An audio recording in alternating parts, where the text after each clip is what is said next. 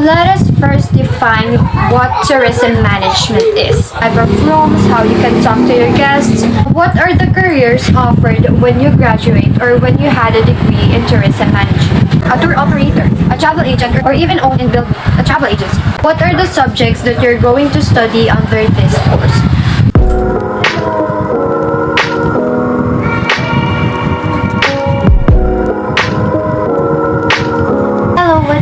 Everybody, I'm back and I'm just so glad that I get to have a chance to film a video again. It's been half a year since my last uploaded and I've been very busy the past few months, and I also kept on reflecting and thinking a lot regarding what contents should I be doing next, since I kind of wanted to change my niche in this channel, and I came up with the idea of why not upload videos regarding my studies and my lifestyle, right? Recently, I honestly keep on failing with regards to getting my life together. You know, people go through such phase in life and it's fine. I always believe that time can heal everything and that everything will fall into its places. And please do keep in mind that failing doesn't mean you won't succeed with your plans or that you won't be able to achieve your goals. You know, every time that I go through this phase, I just read a lot of psychology books and everything just makes sense. So to all authors out there, thank you so much. It helps a lot. And really, to those aspiring authors, please keep going. I know it's hard to write, especially when we're experiencing writer's block or there's just nothing we could think of writing, or like we lock in time or we lock in motivation. It's fine. Just take your time. Just continue loving what you're doing, because I know someday a lot of people are going to read your masterpiece and they will thank you for writing and keeping them company through your book. Alright? Now, going back to what I was saying, masyadong mapadami ang chika ko at hindi ko na nasimulan yung aking intro. But anyway, ayun nga, I came up with this 3 niche in my channel. So now I wanted to create study vlogs. Under this playlist, I'll be uploading my study with me vlogs, tips for Bachelor of Science in Tourism Management students, because I myself is enrolled in that course. And also there would be episodes of my student lives and hauls related to school stuff and how I'm going to be accepting challenges and just have fun throughout my college life. This playlist is really making me excited because I just really want to enjoy studying my course, and filming it all throughout will really help me, most especially in the future if I want to reminisce things, because I really don't have that much videos or photos during my high school days. Believe it or not, I was just this girl that is so camera shy during that era. But now I want to change it. I just want to make a lot of memories and enjoy my studies with my friends and, you know, excel in doing the things that I really love. And to students like me who are watching this video, I know studying is really frustrating sometimes and it can get really draining. So give yourself some time, talk to your friends, bond with them, unwind, because yourself deserves it too. Don't be too harsh on yourself, guys. Y'all can do it. We all can do it. Now, aside from study vlogs, I also want to just have my playlist for Shopee hauls, TikTok hauls, and any hauls I would be doing, because I just love to really order stuff and spend my money on it just to say like, deserve ko to and all that. Pampalubag loob sa sarili ko, ganun. And this playlist is not to brag but to share with you guys the stuff in the shop where I bought it, so you will have easy access to it. Even I always go through social media platforms like TikTok and YouTube for recommendations of the stuff I really want to buy, get reviews from them, and it's just so helpful. And I just want to help you and give you the same convenience I am getting from watching haul vlogs from different content creators as well. And the third niche I would like to have in this channel is my weekly vlogs.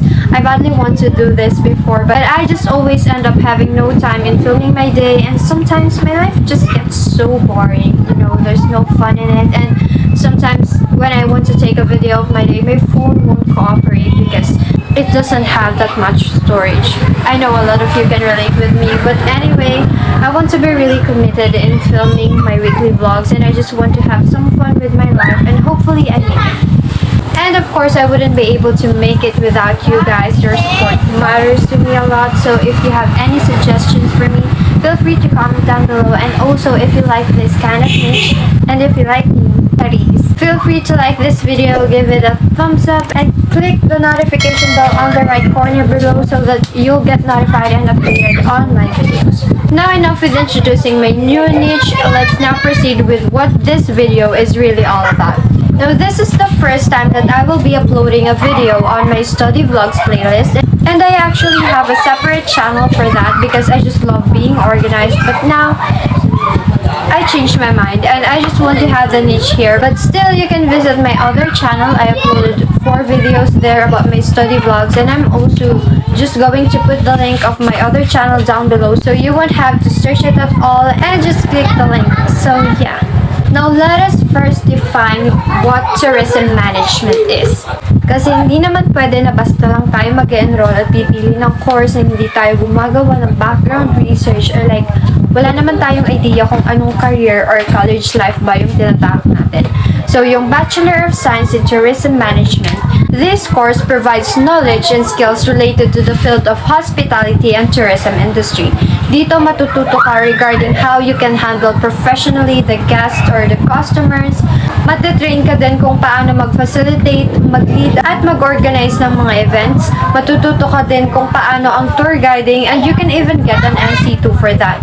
Dito din inaaral yung mga bagay about hospitality, the different types of accommodations like hotel, hostels, type of rooms, how you can talk to your guests, how you can be a front desk officer, ano yung iba't ibang departments sa hotel, paano yung attitude and values na dapat meron ka as a service provider. Kasi tourism industry is a service industry, guys, and madaming related industries din ang covered nito. And additionally, matututo ka din ng iba't ibang destinations, lalo na yung destinations na meron tayo dito sa Pilipinas, paano makakapunta doon, ano yung mga delicacies, and even yung history ng lugar na to. Bakit sila dinadayo, ano yung mga activities na kaya nila i-offer sa mga tourists. As in, magugulat ka na lang if katulad ko na hindi palalabas ng bahay at halos hindi talaga gumagala. Once nag-take ka ng tourism, you'll appreciate the beauty and masterpiece that we have here in the Philippines. And most especially if mahilig ka sa business like me, you'll discover a lot of opportunities once you take this course. Dito mo mas mai-enhance ang skills mo sa pagbibusiness and kung paano yung pag-handle ng customers para mas piliin ka nila at yung product mo, because we also have this major subject na tinuturoan kami sa marketing. Yung tamang pagmamarket para mas dumami yung mga customers, paano lalago ang negosyo at paano mag-offer ng quality service. Later on, we will talk further regarding that. For now, let's proceed to the next question. Now, what are the careers offered when you graduate or when you had a degree in tourism management? I just want to clarify yung mga misconceptions din na akala nila kapag graduate ka ng course na to is flight attendant lang or pilot lang yung careers na pwede.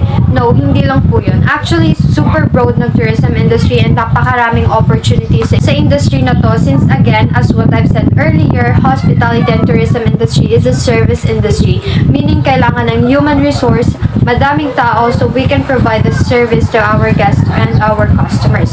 Now, aside from being a flight attendant or a pilot, you can also become an event organizer or event manager, front desk officer, F&B staff. You can also apply to the different departments in hotel like housekeeping department, maintenance or engineering department, marketing department, and you can also be a tour guide, a tour operator, a travel agent, or even own and build a travel agency. You can also become the hotel manager or resort manager. You can be a cabin crew, and you can even become an educator as well if you want to pursue a career in the academy. Now, why would you study this course? Of course, if it is your passion and you love to study the course, go for it. If yung career din na gusto mo for yourself is nandito, go for it. If gusto mo yung mga inaaral sa course na to and you have this passion as well in providing quality service, go for it. Madaming reason why you can study this course, and the final say and the final decision will always came from you guys. Ang tip ko lang is to please get the course that you really want to study, because college life will be so hard for you, most especially if hindi ka naman motivated at hindi mo naman gusto yung inaaral. Okay? Now, let's proceed to the last one. What are the subjects that you're going to study under this course? Before I answer this, just a disclaimer guys, iba-iba po yung school natin. So, possible na may mga major subject kami na na-take na nung first year, tapos sa inyo, on your second year pa pala i-discuss. So, ang isa-share ko lang sa inyo will purely based sa mga alam ko and sa experience ko in studying this course. And again, if you like this type of content, please do like this video, click the notification bell, subscribe, and share it as well if you recommend this and if you have a spare time. Thank you so much.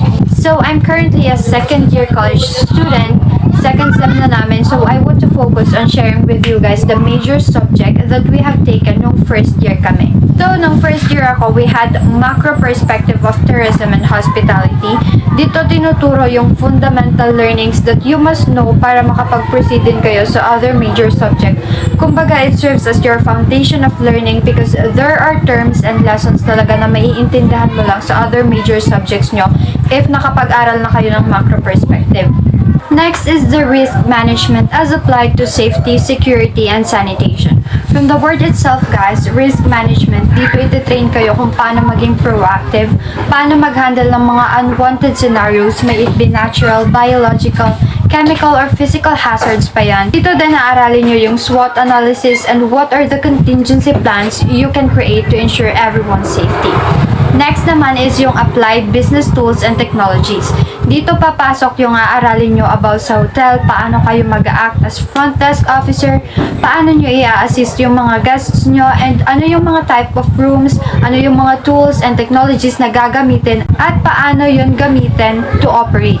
And for second sem naman namin on my first year college, we studied global tourism, geography, and culture. So dito may mga reporting din kami, inaral namin kung ano yung mga destinations globally, ano yung mga tourism product na ino-offer nila, ano yung kultura nila, and nalaman din namin yung diversity of different people from different places around the world. And aside from that, inaral na din namin dito ang micro perspective of tourism and hospitality. Etong micro naman is mas specific siya, and dito natakal namin yung tourism planning, the impact of tourism on culture and environment, the distribution channel, the transportation services, and even the hotel profitability. So ayun, I guess I'm still gonna be doing a part 2 for this. On the part 2, let's talk about the subjects we had during our second year in studying Bachelor of Science in Tourism Management, as well as the other subjects in our preceding years, and also my tips for you guys as a tourism management student. So if you wanna know about the video, click the subscribe button now and you'll be updated once I already uploaded. Thank you all so much for your time. I appreciate you all. Bye!